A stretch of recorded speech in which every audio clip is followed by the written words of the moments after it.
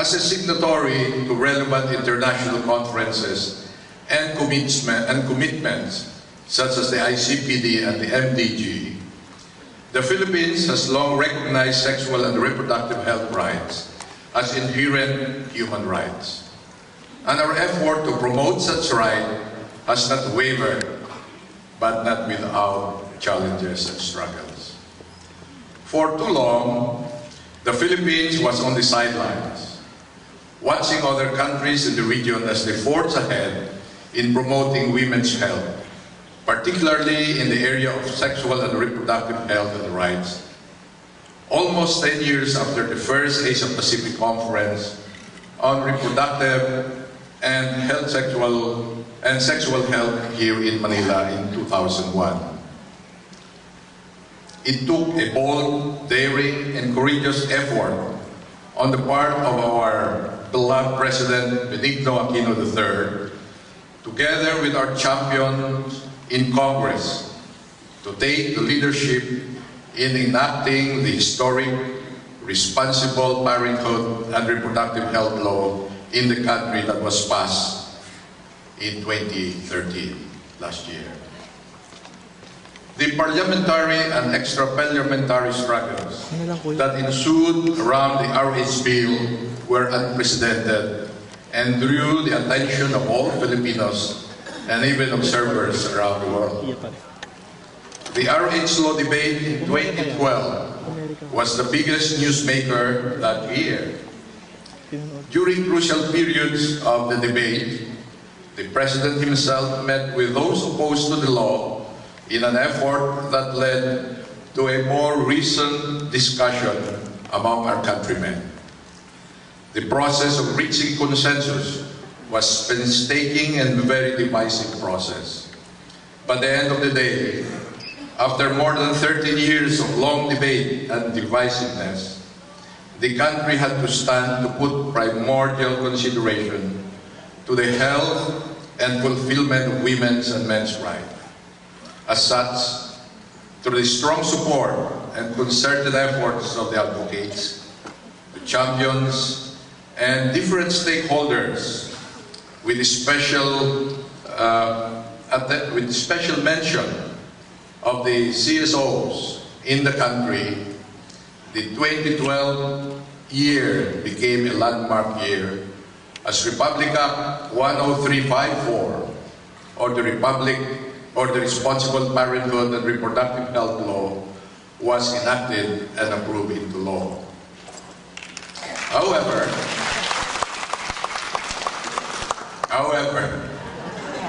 yet again, the country is constrained to implement the law whose implementing rules and regulations have already been approved, but its constitutionality is being resolved in the Supreme Court.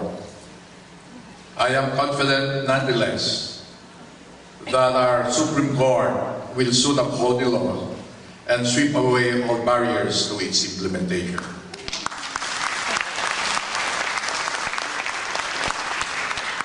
Many things have definitely changed since 2001, when the first Asia-Pacific Conference on Reproductive Health was held in Manila. I am sure that because of the many non-government organizations work and our people in the Department of Health and others, new value was placed on providing the best care possible under the present policy environment for reproductive health. We recall that in 1999, the Department of Health had already issued an administrative order which integrated reproductive health in all health services. In so doing, we started more than a decade ago a shift on what is essential in the delivery of health services. Since then, the advocacy for reproductive health brought us closer together, government, non-government organizations, people's organizations everywhere in the country. Our local governments, provinces, cities, municipalities, and even barangays have also done their share for RH advocacy by enacting their own RH ordinances. We congratulate our local government partners who have set the clear guidelines and mandated the allocation of resources for improved care for women and for their families.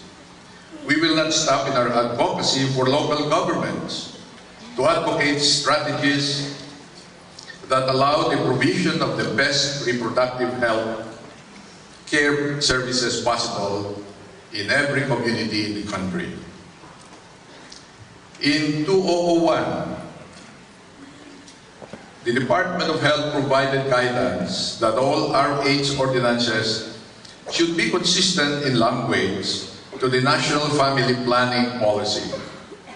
In relation to this, the Philippines is also a signatory to Family Planning 20/20 that was held in London. We are going to live up to these commitments because it is in the family planning that we start to really save lives. Despite these initial policies, however, many mothers in the country continue to be the verge of death due to risky pregnancy and childbirth.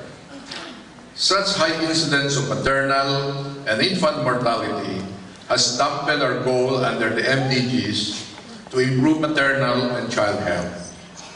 As such, to rapidly reduce maternal health in the country and put the country in a better position to achieve health-related MDGs, the Department of Health launched its maternal, newborn, child health and nutrition strategy in 2008.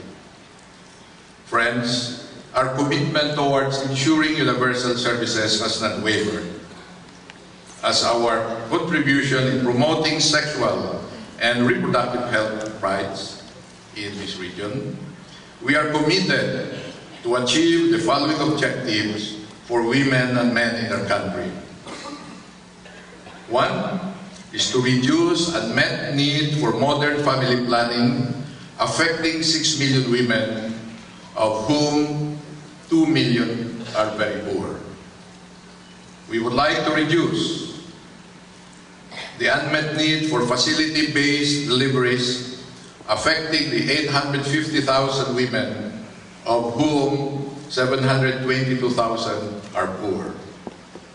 We will reduce unmet need for full immunization affecting 367,000 children, of whom 21,232 are poor.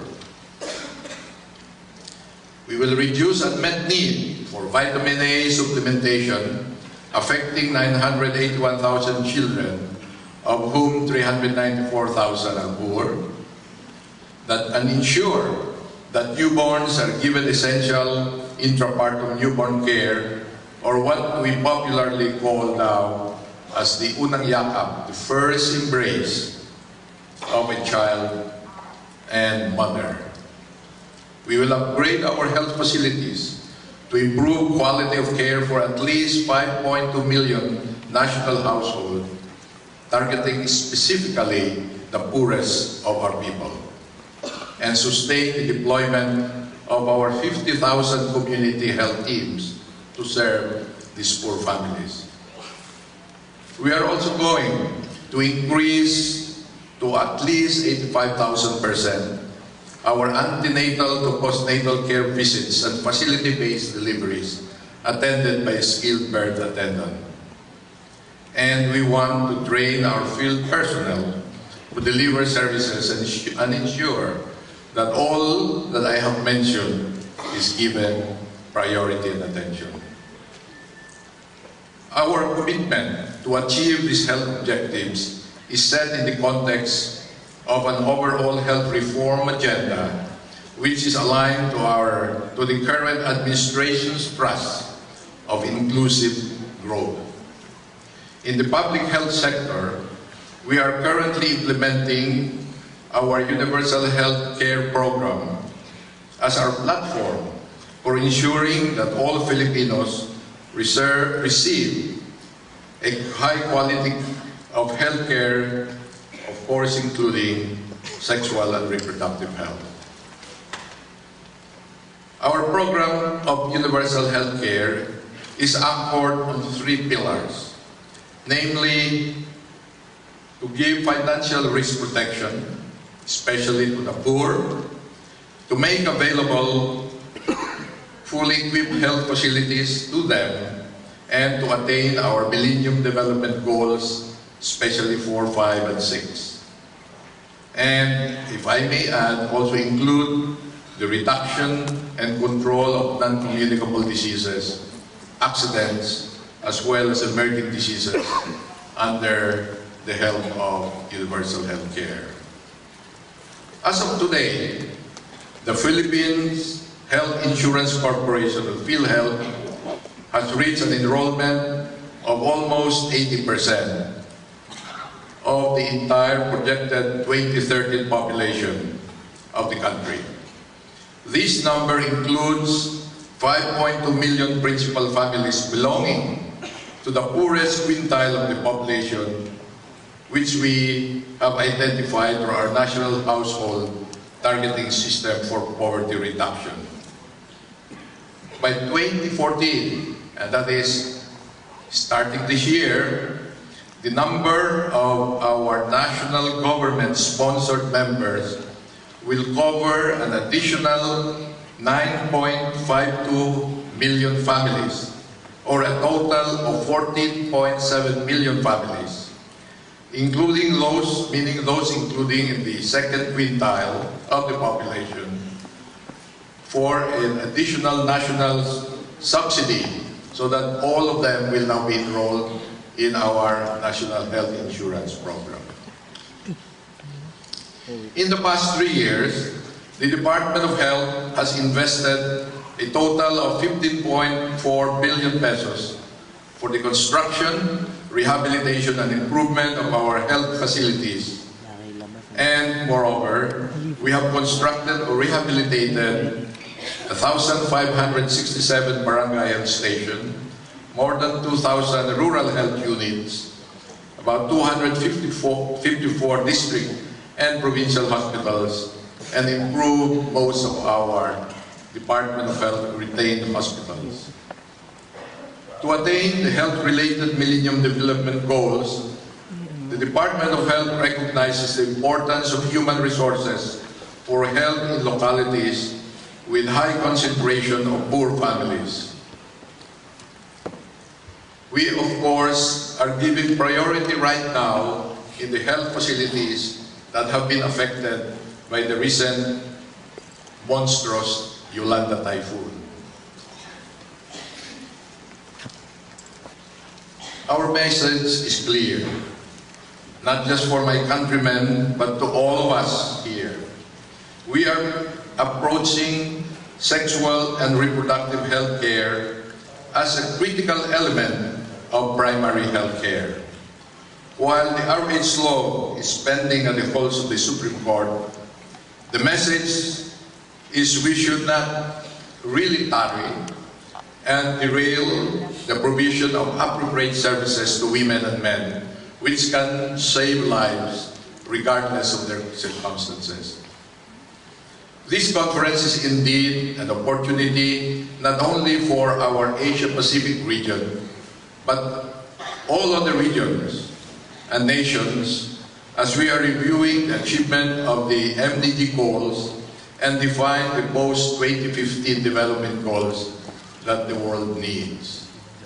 The Manila Challenge, which will be the output of this conference, is another opportunity to put all these challenges for all of us to work together.